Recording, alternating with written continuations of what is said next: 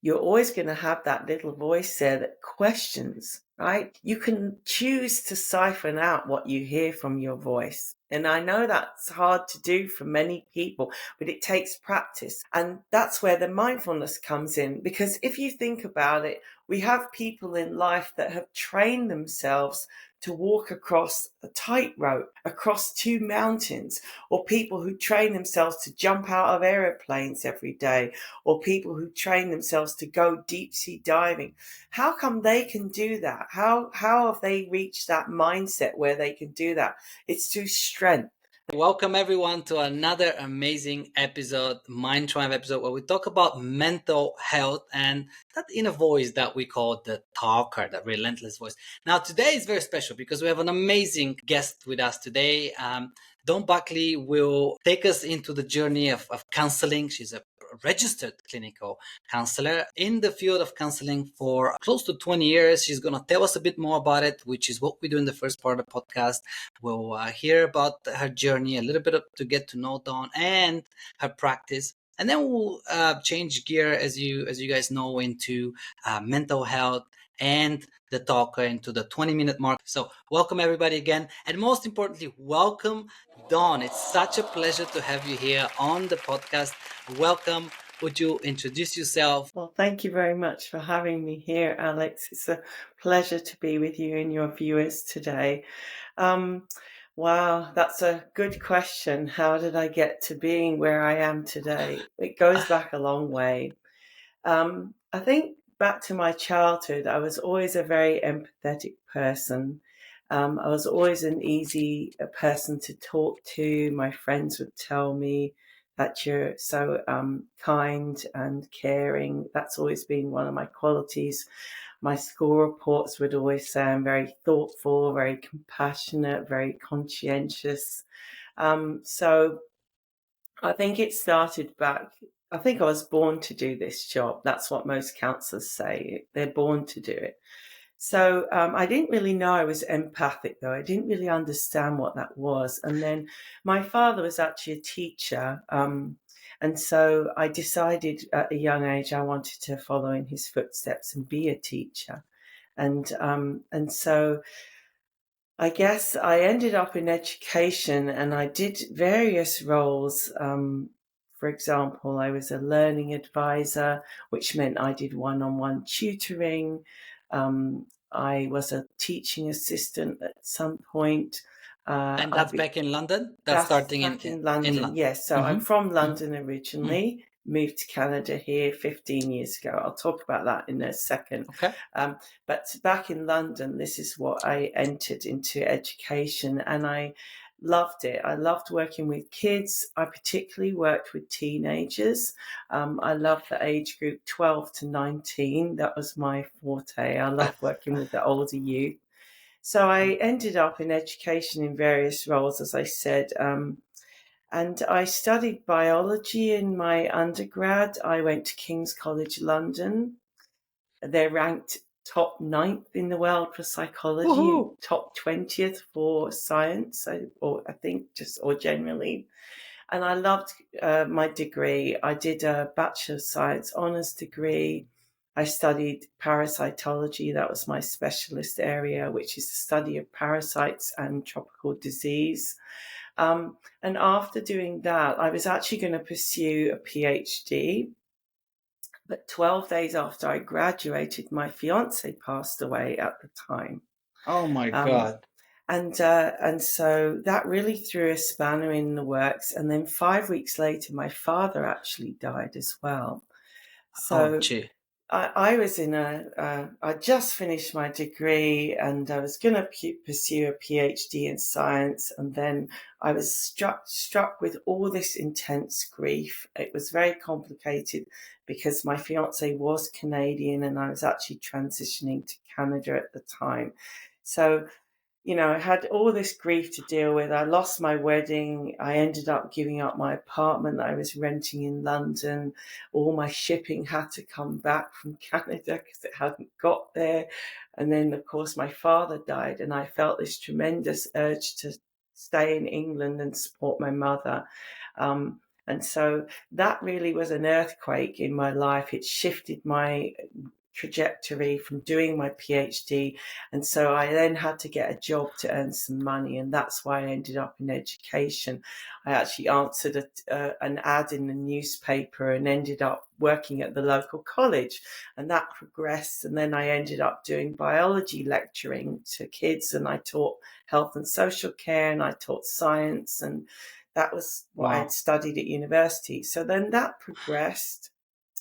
And then I ended up working in another school. And then I ended up shifting into what we call behavior manager role. So I worked at a high school that was 1,500 girls. It was a single gender school.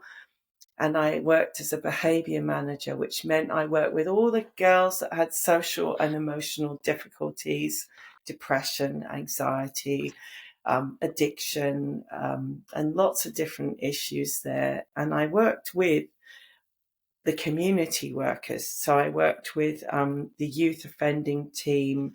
I worked with the Ministry for Children and Family Development. That's what you would call it here. So social workers. I work with parents.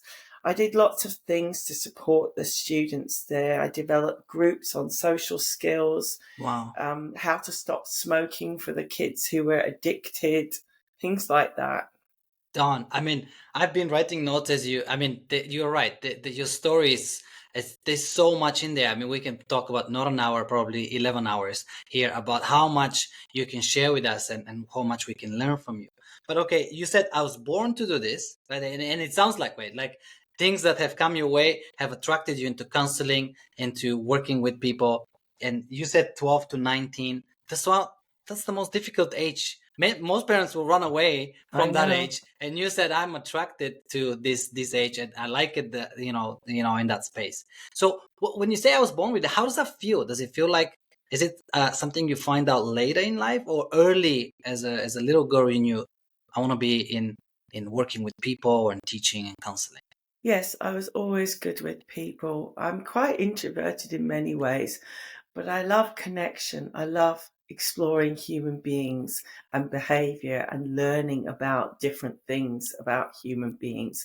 So the other piece of this, Alex, is that I was very spiritual at a young age. I was gifted as a child. I was put in accelerated classes. I didn't really understand what that meant. My parents would always tell me, "You're so smart, you have such an excellent brain, you need to use it in the world." So I was gifted as a child and put into these accelerated classes. And I noticed that I started to have premonitions about what would be happening, and I would pick up on things that I knew that was going to happen. Like I'd drop Whoa. something or bang my head, and I'd be like, I know that's going to happen. And then I'd question that and say, how did I know that was going to happen? Why did I know beforehand? And then it did happen.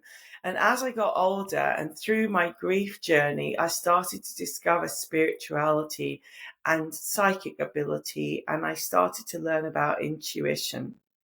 What age? Sorry, Don. What age When I did was you start about having five those? or six, when I was Wow. about 5 or 6. And I couldn't name it. I didn't talk about it with anybody. I just kept it as a secret, but I knew I had this gift. Um, and as I got older and after all the grief that I've had, I now realize, and I've been told this, that I'm very clairsentient, which means I get information about things before it's happened. So I'm very clairsentient. I'm not clairvoyant, like I don't see dead people, but I get specific dreams about what's going to happen. And I also get premonitions about things that are going to Wow. happen. Okay. Okay. And I So and were you able to? And I'm sorry I'm interrupting, but you're no, it's giving us okay. such an amazing information. Were you able to see the? I mean, I sorry to ask this, but the death of your fiance or your father, did you feel that? Was there any? I did see them the night that he passed away. He came to my bed at the end of the bed, and he stood there, and he was in a suit. And so he, I did hear messages. They visit me in my dreams. I do get messages, which is amazing. Just a couple of weeks ago, I actually said to my mum, when are you going to come and see me? I haven't seen you for ages. And it was like 4 o'clock in the morning, and the bathroom door just opened, and I kind of sat up, and my dog was asleep on my bed. So he sometimes opens the door, but he was sound asleep.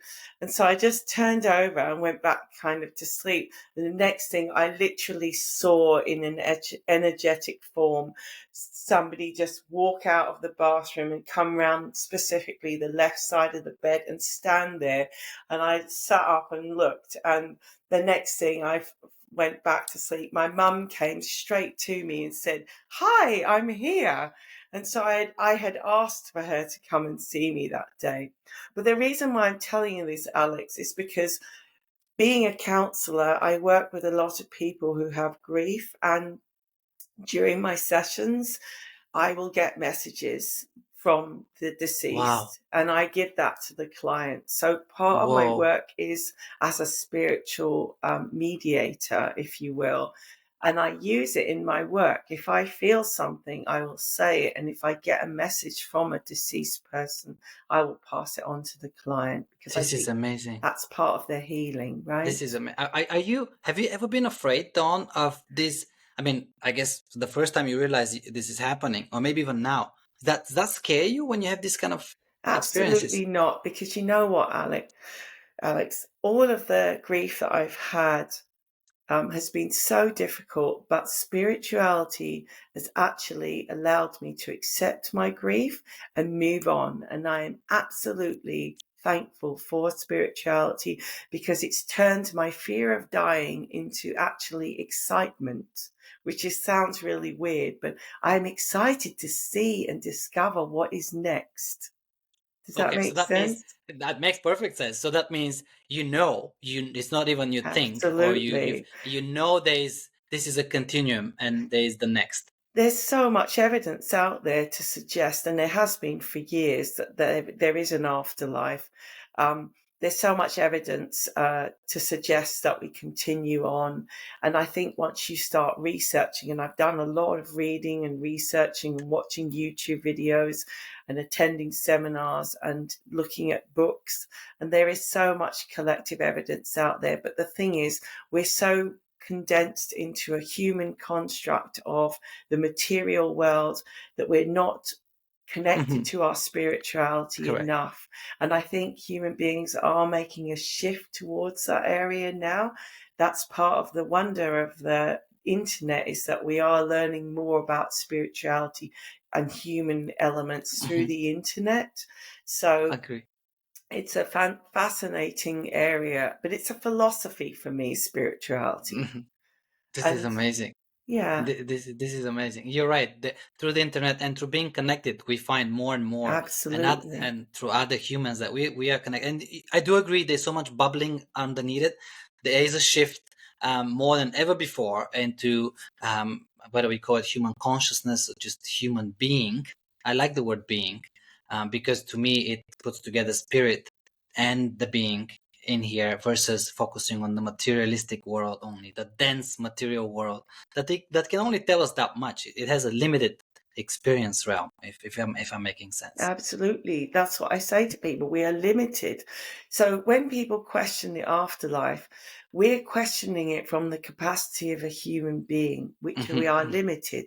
We are Hmm. limited in so many ways. We see our limitations. Sometimes we don't see our limitations personally, but we do see our limitations. For example, we can't fly. We don't have wings. Hmm. We can't swim underwater, right? Well, we can swim, but we're not fish, right? We don't live Hmm. underwater Hmm. because we don't have the capacity to The breathe underwater for hmm. too long. So the thing is, we are limited. So we're limited in our consciousness as well. And so if we were to expand that and imagine ourselves on a different planet with a different set of limitations, right? Perhaps we would see more in a different way. So it doesn't mean to say that it's Oh, not there. It means that we can't see it. We're limited, right? I think you put it down absolutely beautiful. There's no question about it. Through all this experience and practice you've had with clients, can you share, of course, no names, but can you share one that really shook you, like a message you delivered to a client that was like that stayed with you for a bit? Um, there wasn't anything that really kind of scared me, if you will, or anything. But I actually had experience this week. I had a lady whose mother had passed away, and I'd only seen this lady a couple of times. But in the middle of the session, for example, I heard distinctly, "Tell her I want the roses. I have to have the roses. You make sure you tell her I definitely want the roses." So I said to her while she was talking, I said, "Sorry, but I'm hearing from your mum that she wants roses." And she said, "Oh my goodness, Dawn, after this, I'm actually going to Costco to order the roses for her celebration of life because those were her favorite flowers." Wow. So that's another example I'll give you is I had a lady who her best friend Wow. had passed away, and they'd been best friends since early childhood when she was 12, and her friend had died at age 42, and she was devastated, very Of raw course. grief. So I'm in the session, and suddenly I don't see the face of the lady, but I see to the right of me, just over here, a silhouette. So I knew that was her energy of her deceased friend. And she was standing facing the client here. So I get an idea of where the energies are. I just can't see the Hmm. detail of the face. But she said to me, two things to tell my friend. One, I hate to see her so, so sad.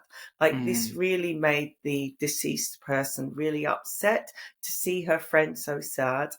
And the second thing was to tell her about the shawl. And I was like, in my head, "Alex, what is she talking about?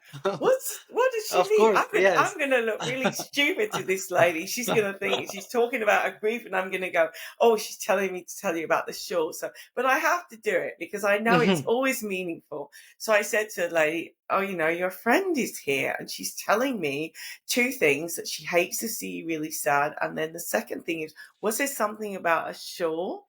And she goes, "Oh my God, Dawn." She said, "We used to go out dancing." And she said, every time, she said, we went out one night and I had this shawl with me, this scarf. And she said, we had so much fun on the dance floor. I was like flirting with the shawl and the scarf. And she said, so after that night, it became a running joke that every time we went out, we always used to say, "Are we going to take the shawl tonight?" Right? So that was what she said. And Wow. then I Okay. had one more. Can I tell you one more? Yes, please, One please. more quickly. So I had another lady whose daughter had passed away, and the lady was going on a trip to Europe, and she was packing, and she told me that she had these two blouses out on the bed and she didn't know which one to take. But before I knew all this, before she told me this, her daughter came into the session. And again, I saw the energy of her standing there. And she said to me, "Tell my mum to take the blue one."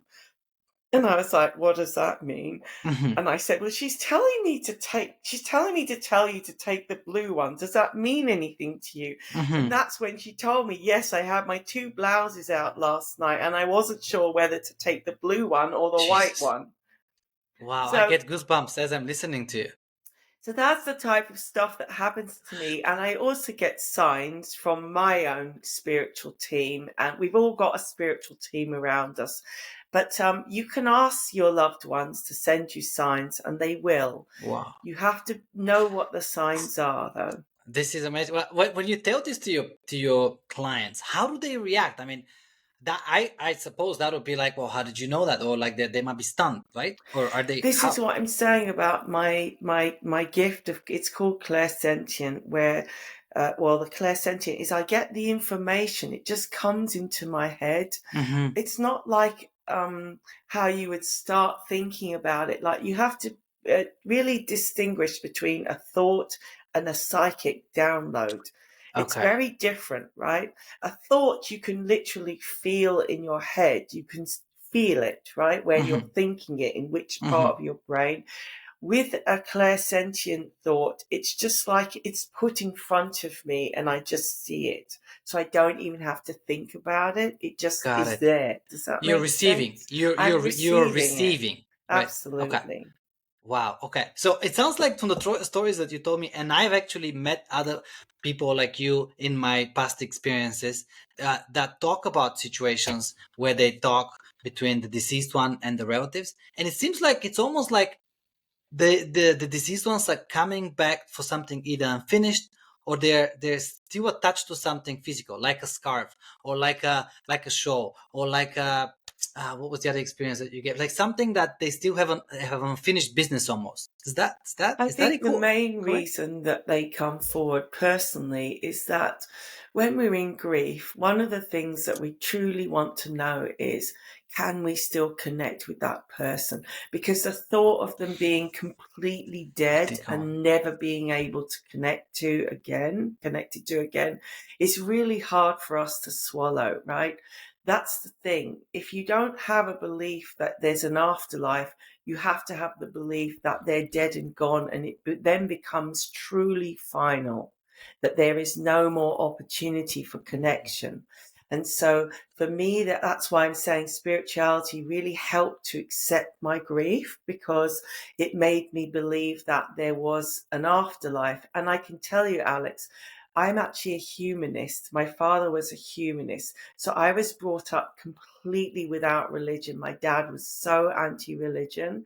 I was actually kept out of RE lessons and religious things at school. Back in the day in England, we used to have prayers at lunchtime. My dad kept us out of that. He didn't want us to associate, because his family came from the Second World War. My parents grew up in the Second World War. My mum was evacuated from London.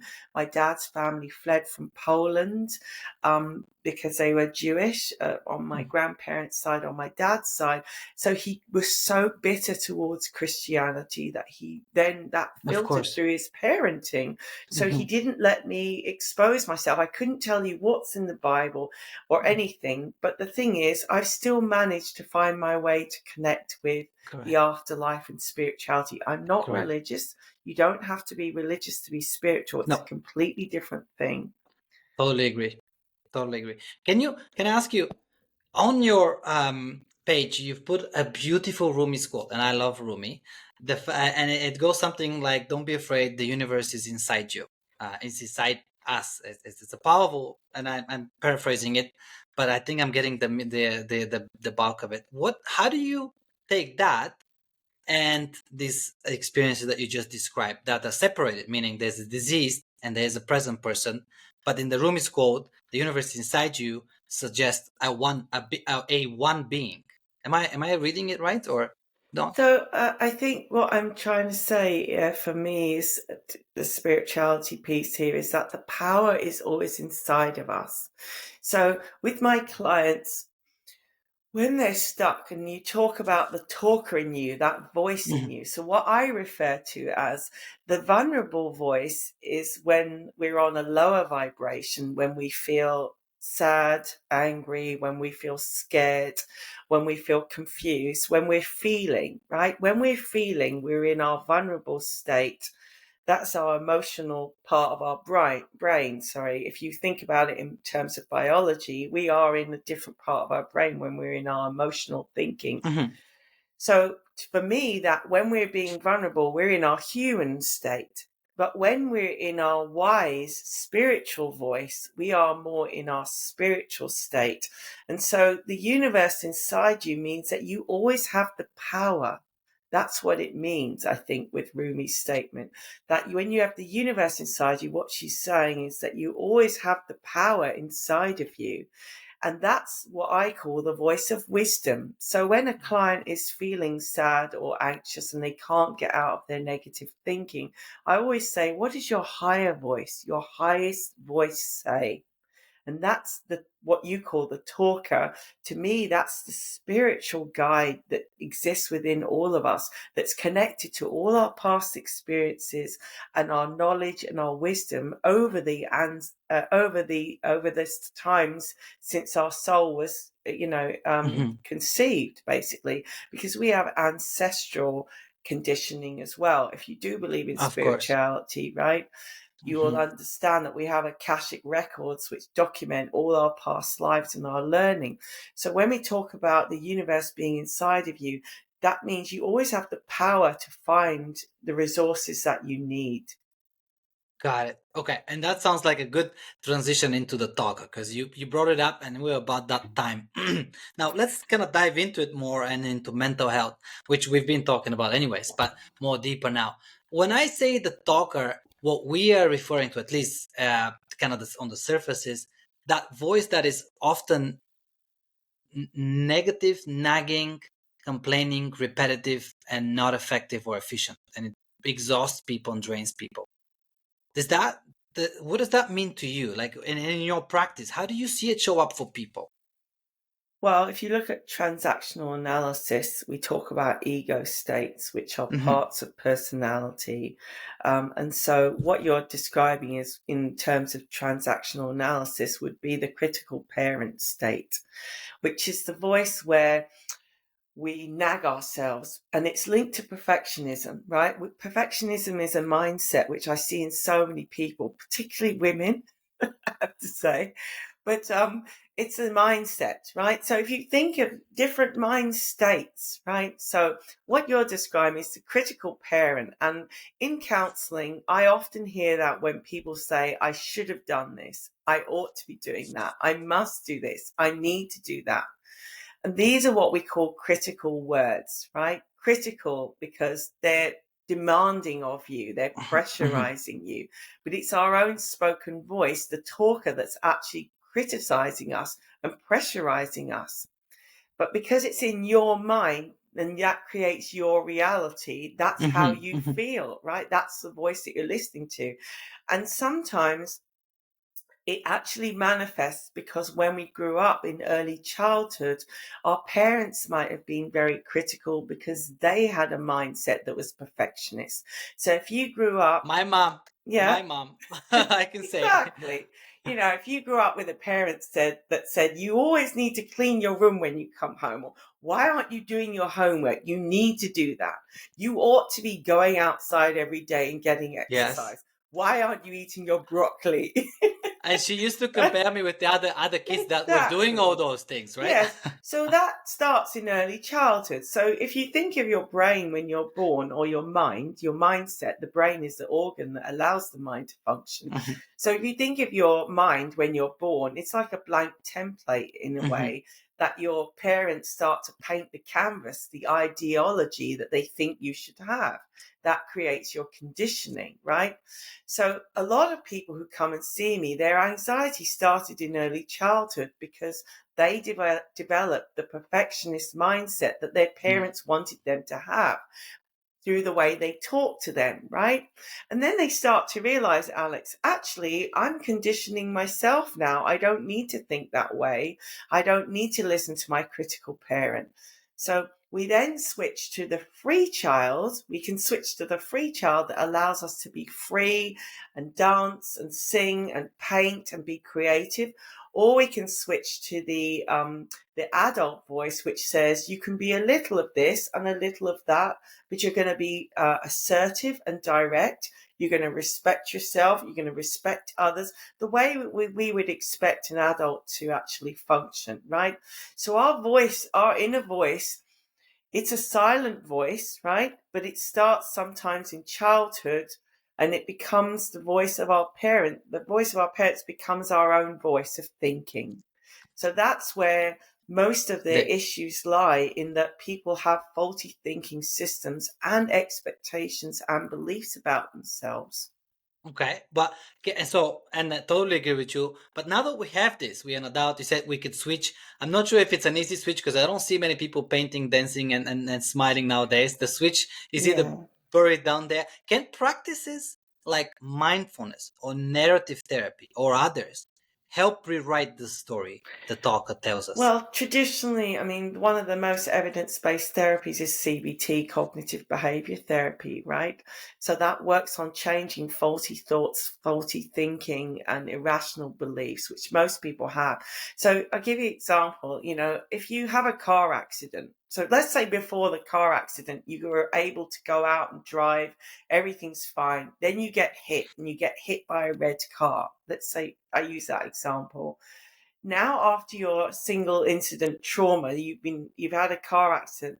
Now when you get back behind the wheel, immediately when you see a red car, the brain remembers that and says, I'm scared, because every time you see a red car, now you fear that that red car is going to hit you. So that's what we call an irrational thought, because it's not true, but it's based on subjective past experiences. So what happens is we develop faulty irrational beliefs and faulty irrational thinking because of the trauma that we've had. So cognitive behavior therapy works on changing and reframing these thoughts and beliefs and looking more at the factual basis, right? The facts, What looking is? at more What is? evidence-based, exactly, Yes. right? And so it helps people to separate irrational beliefs from rational beliefs. And actually, the more you practice thinking rationally and looking at the evidence, looking at the facts, the more you can actually build belief in rationality and you reduce irrational thinking. Does that make Wow. sense? It makes perfect sense. And from what you've seen, it actually works. Yes, absolutely. And so a take on CBT would be DBT, which is dialectical behavior therapy, which actually builds in elements to help the client work with distress tolerance. So none of us like uncomfortable feelings such as anger and sadness, right? Those are actually, we are built to have these types of feelings. We need to have anger and sadness.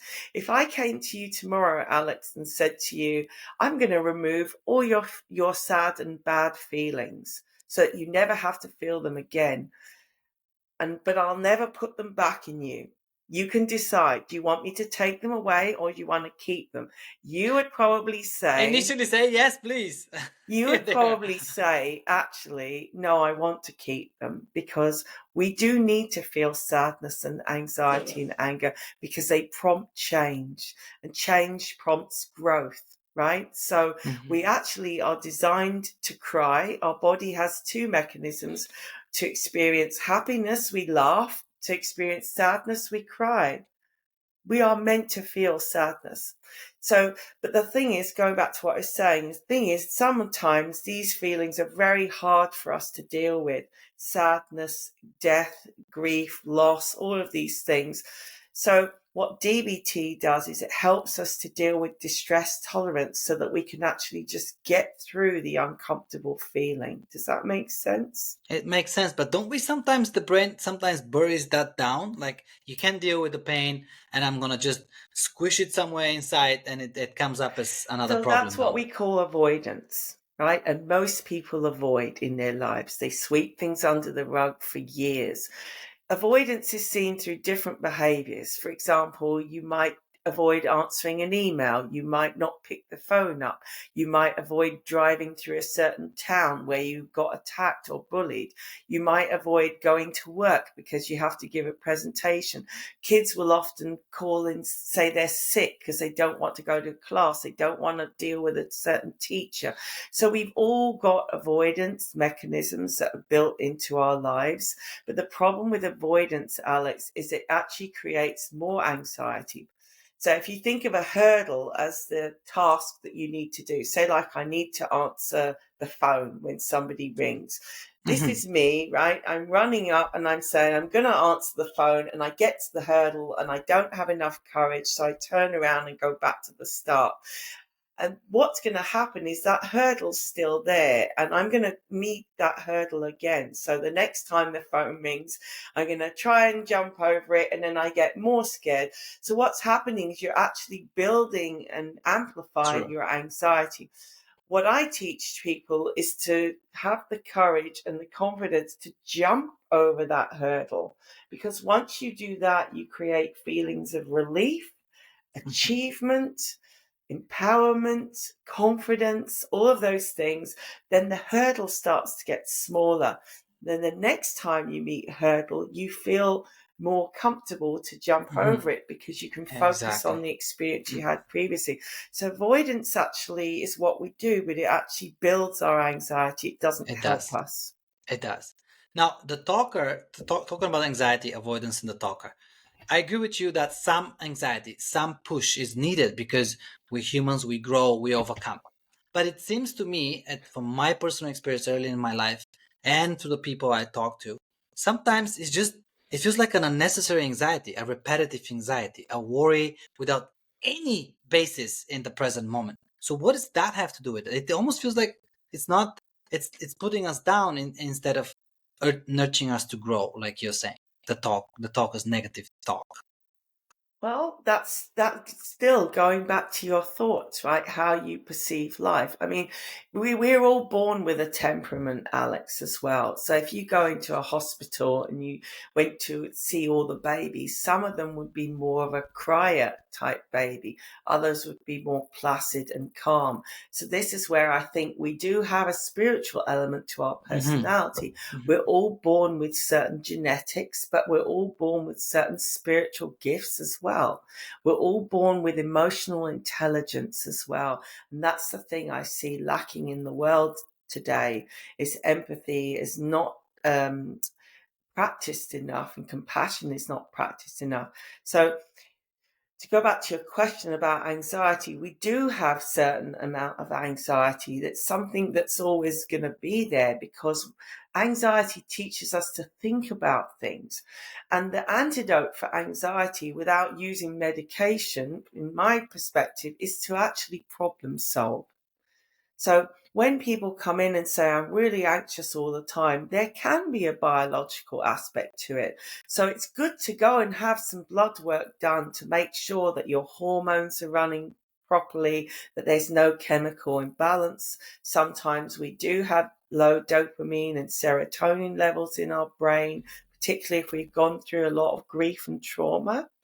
Um, I always say to people there's 4 anchors in your life that affect your mental health. That's good sleep, good exercise, good eating, and self-care. So you might need to step up on one of those. Mm-hmm. If you're feeling over anxious, you might need some medication.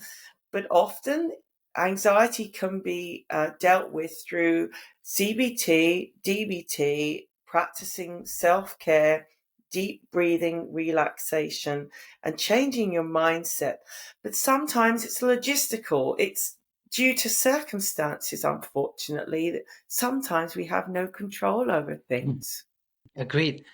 You mentioned compassion, that we not practiced and it's not seen in the world enough, and I think we can all agree on that. But if my voice in my mind is telling me you're not good enough, you suck, you're behind on this, you this, that, look at you, and many people experience that, not to say most of us, how am I then to go out and be compassionate when inside my world the conversation is like I just described? So it starts with being compassionate to yourself, right?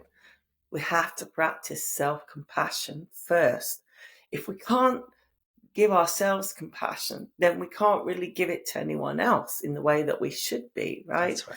So one of the things I do with clients is it goes back to this perfectionist mindset. So we switch from perfectionism to striving for excellence.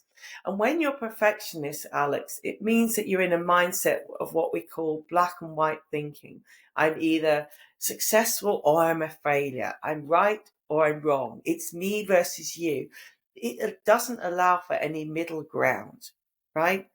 So when we slow down, this is where you bring in mindfulness now. You slow down your thinking and create that middle ground, right? And switch to there could be things that we could improve, but then there's some things that we're not going to change. So you create a middle ground for yourself, but you also see yourself as compassionate, right? You give compassion to yourself that, yes, my thoughts are racing and I'm scared about A, B, C, and D, and some of that I can control and some of that I can't, right? That's more of a rational approach.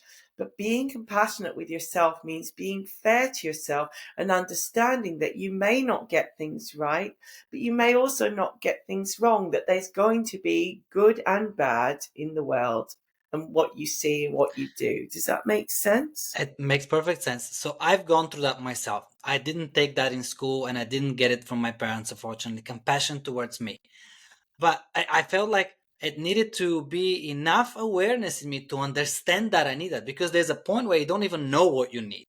So to get to the point of self-compassion and care about yourself, what's the number one thing that you'd recommend to people when it comes to self-compassion? What is the one thing that really hits home about self-compassion that can do starting today? You've got to be fair and kind to yourself. What does fair Wow. mean, right? Fair means being appropriate, actually considering the circumstances that you're in.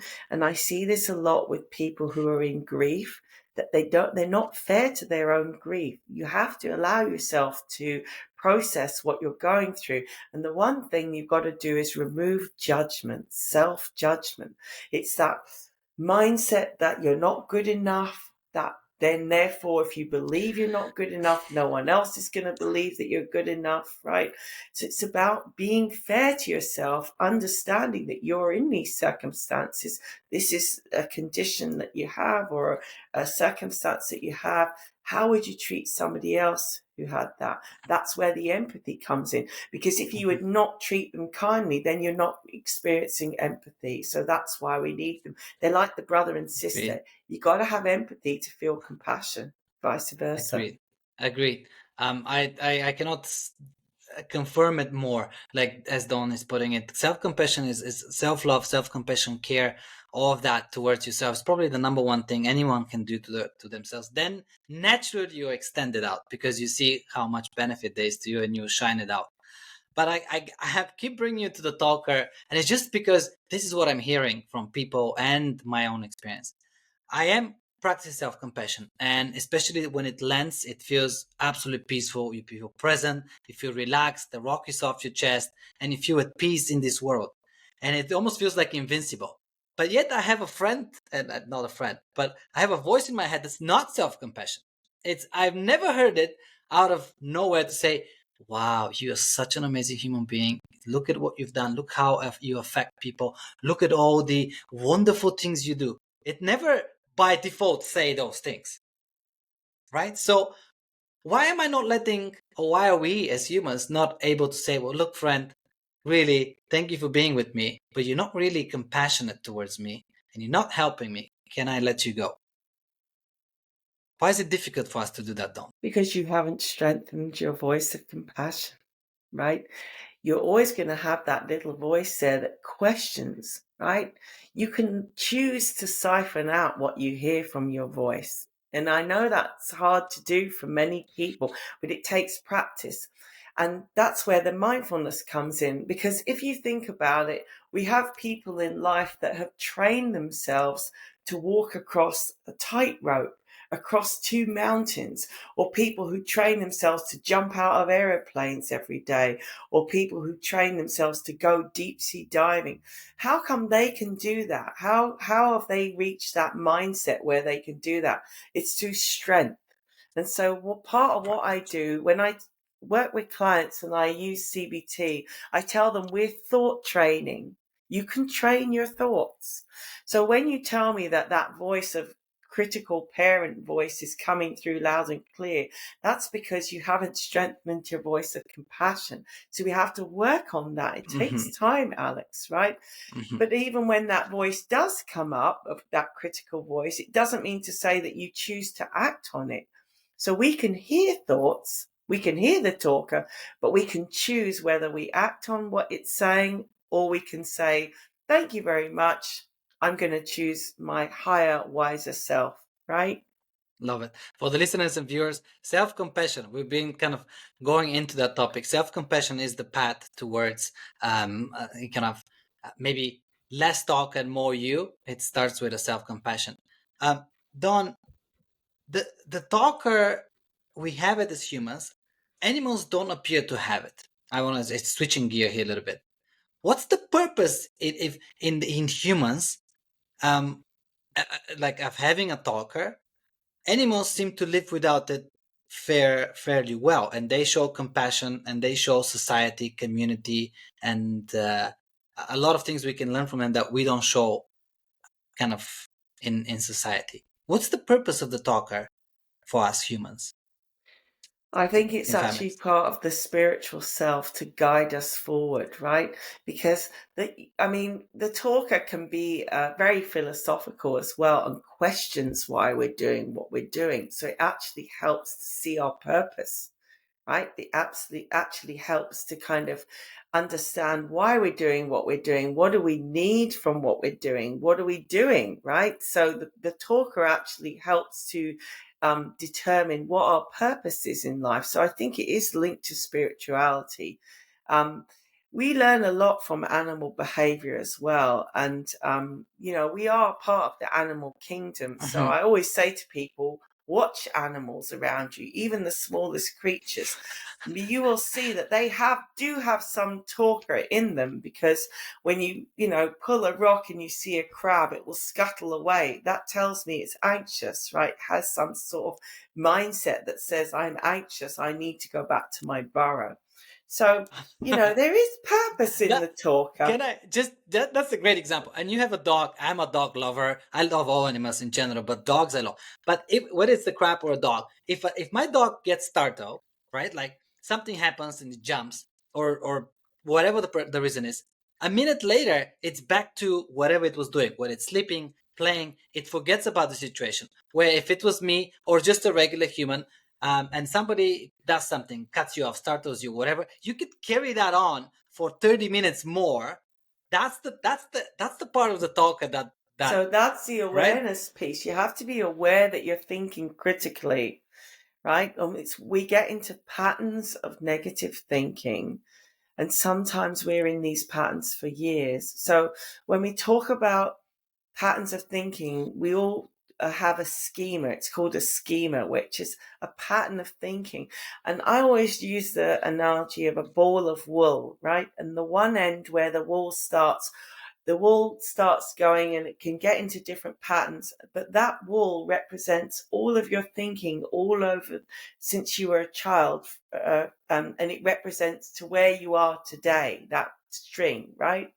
So the way that you think is really critical to the way that you behave, because if you look at the CBT triangle, thoughts are linked to feelings and Mhm. thoughts and feelings are linked to behaviors. It's the shape of a triangle, Of right? course. So there's a reciprocal relationship. How we think creates how we feel. How we feel creates how we think.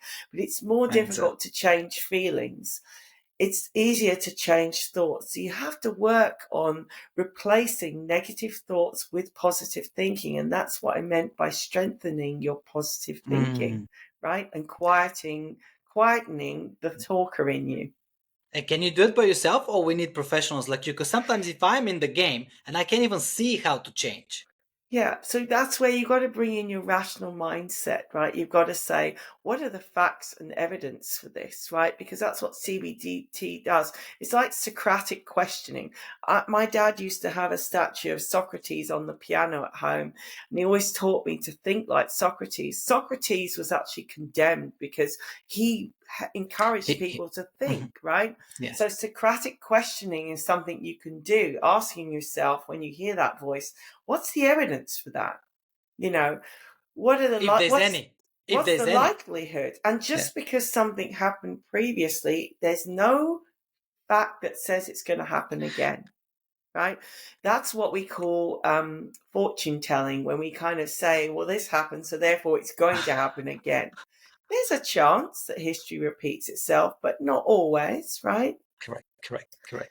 But Absolutely. even if something does repeat itself, Alex, I hope that when you've been through trauma, you have developed some skills, and that's what counseling does, helps you, that if that situation comes up again, you know differently, or you can cope with it this time.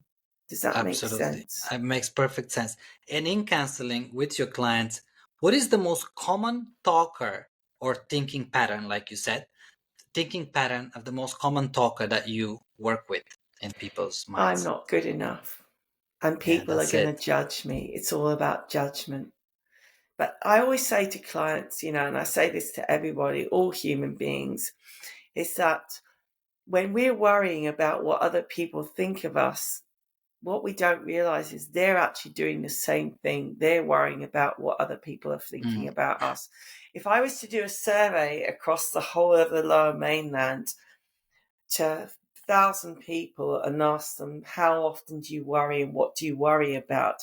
I mean, I'm guessing here, I'm assuming, and I don't like assuming because it's not fact, but I'm pretty sure, knowing my experience with human beings, that most of those 1,000 people would be saying that they worry about similar things in life, because we're all human. We're all living in the same space. We're all living in the same framework. So we all share similar worries.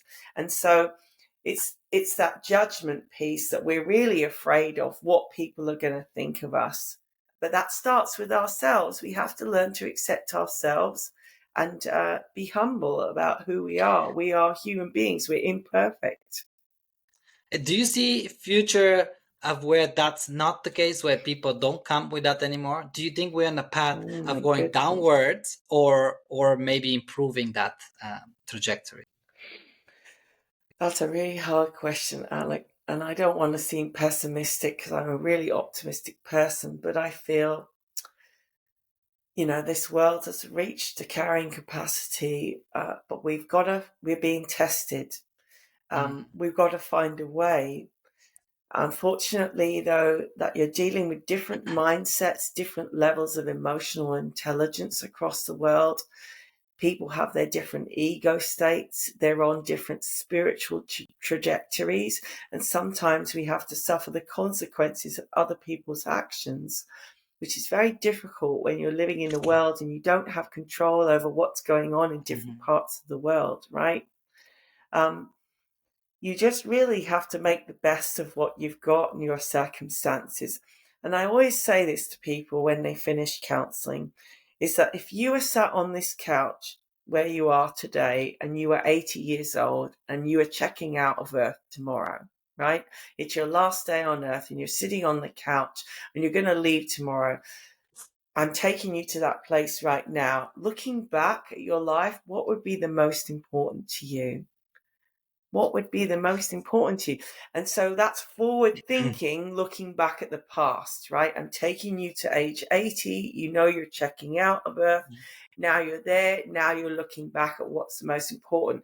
And immediately that puts people's perspective into sync. And they go, oh, I don't know what I'm worrying about this for, because I don't want to look back at this. I want to look back at that and that and that, right? So your question about what can we do about the world, basically, is that you just have to live the best life that you can, make the most of it, become wise, right? That's really the best thing you can do in life, become wise. Through experience. I Yeah. wanna take you back. You mentioned you earlier in your life in London, 1,500 teenage, or I think it was teenage women or one gender Girls, at the they were, time, yeah. girls. And you mentioned anxiety, depression. Are girls, or even just in general teenagers, more depressed now than they were then? I think teenagers are more depressed, and I think it's the onset of social media coupled with the cost of living. Our young people, many of them, not all of them, we have to be rational here, depends on your circumstances, but many young people lack hope about the future because they see the way adults talk about the cost of living, and they understand that they're going to end up or start off with minimum wage. And I keep telling my children to I've always been an academic person. My parents drove me to be academic. I always want my children to do well, but I'm telling them at the moment, be entrepreneurial more than academic. Because I do think that there's going to be more survival skills in being entrepreneurial. You have to find a way to survive in this world, in this system that we've built. Traditionally, it is through academic means, but many of my clients that I meet are actually starting side hustles now, and they're spreading out more into vocations, and finding something that you love is going to carry you forward. So many of the youth are worried about the cost of living, which causes For them sure. anxiety, right? So I do see a lot of that. And I also think that social media has been damaging to young people because of all the judgments, the comparisons, the need for popularity. And if you The don't not fit good enough is if you strengthened don't through the fit the social media. box of that, and that's something I really try and do is social media, I mean, we've got this culture of toxic positivity now where you just show the glamour of your life, but actually real life is not like that. So we're living in a conflict because we're living in a real life where we're dealing with all these heavy problems, but then online we're trying to just scrutinize and put forward the things that we can reflect that we're really, really great and we're doing excellent. So we're living in conflict, right? It's not real. The 2 seconds of your day that were great or of your week, you put those and you amplify them by filters or whatever else you can But if use. you think about it, that fuels your anxiety because now you're Yes. anxious that you're hiding stuff, you're not being authentic. Human That's a beings great are point. happiest when they're authentic and they're accepted and they're validated. Wow. I can understand your pain and see that, and that's okay. And you can understand my pain and see that, and that's okay. This, Now we can breathe, right? wow, this is so powerful. I don't even know how to continue this. Is that just for a second here? When we are on the same level, we are all humans, and we again compassion, and we have absolute authenticity to each other. That really reduces all the anxiety, the stress, the worry, the trying to be something that you're not. You fit in. Wow, this is powerful. Well, how do you taking back for when? And I know I'm going a bit over the place, but because we're running out of time, the when you had your fiance passed away, your father passed away. Some people will say, well, how did you get out of bed after that? But I also want to know, how did you deal with the talker? I mean, if it was my talker, it would be saying, why did it happen to you? Why now? And Oh, whatnot it and was whatnot. Repeat it. terrible. It was really painful. I described it to my mum at the time that I felt like I was wearing a cage over my head with a set of thoughts that I couldn't take off. I said to her, I want to take the cage off, put it over there and just have a break from it. But every day when I woke up, I was just constantly regurgitating the thoughts, the thoughts, the thoughts, the feelings, the feelings, the feelings. And it's really sad when you go through grief because you start to actually get sick of your own grief. You want it to stop, right? So it was really, really hard for me to actually get through it all. It took me about 4 years. Time is the healer, right? Mhm. And you want so badly to feel better. And I feel so bad for people when they tell me I can't get out of bed. I don't even want to brush my teeth. So what I always say to people is, when you're in that zone, the first thing is to offer yourself compassion and understand that you're going through this hardest experience that you'll ever have. So you have to Exactly. give yourself compassion. It's going to help you to experience the grief. Secondly, you need to understand that grief is a process. A process means it takes time. It doesn't happen in one day. It is the longest process emotionally that you will go through as a human being. And the grief has no timeline. It is different for everybody. And there's so many what we call grief factors that affect how we feel grief. It could be things like the way the person died, the attachment that you had to that person, the complications in the relationship, the circumstances. Have you been exposed to previous trauma? Have you had any previous grief? What's your current support system? Do you have good finances that you can take time off? There's so many factors. Your wellness factors. Do you have any Wow. underlying health conditions? You know, um, the nature that the person died, all of that, the help that they received when they died, how it happened, how you felt at the time. There's so many factors that go into it. So it was a very tough time because not only did I lose my fiance, but I was moving to Canada from London. He had waited for me 3 years while I finished my first degree. And that was so painful, that just that piece, that I felt so angry with the universe or God, because, you know, it was like running round a race thinking I've only got a year. I met him right at the start, 2 weeks before I started my degree. And I felt like I was running a race and I could see the finish line, and we kept saying to each other, we've only got a year and a half before we can be together. We've only got a year. We've only got 8 months. We've only got 7 months. And then just 12 days after I reached that finish line and could celebrate all the work that I'd done, not only the degree, but the 3 years before that I studied my A levels. I did science, I did biology A level, chemistry A level, and environmental science. So I literally did 5 years of studying science, that I felt so angry that God had just swiped away my opportunity. I lost my fiance. I lost my opportunity to live in Canada. I lost my wedding that had been booked. I'd just given up my apartment because I was moving to Canada. So I lost my apartment. I couldn't get it back. So there were so many secondary losses, and I spent so much money paying for the things for the wedding, which I couldn't get back, paying for the flights back and forth, because after he died, I flew to Canada for his funeral, and then my father died, so I had to fly back to the UK. And it was just in between 9/11. My dad died September 6th, and then 9/11 happened 2001.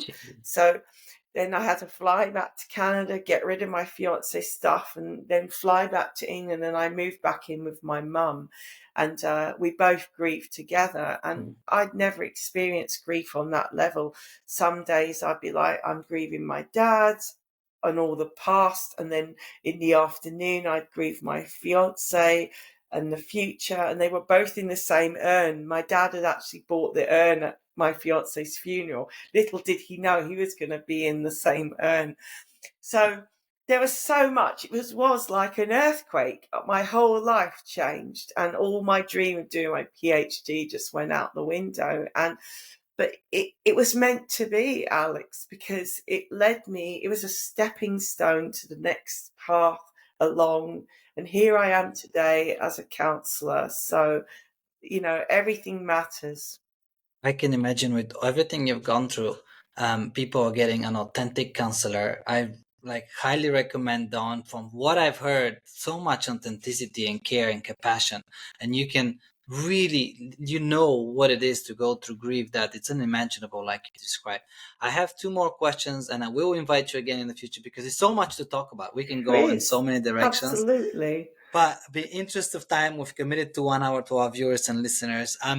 2 questions. One is, in a world, if we can imagine a world without any talkers, the negative, like we've talked about, that cause anxiety, depression, etc., what would the world look like if humans were present, mindful, and without talkers?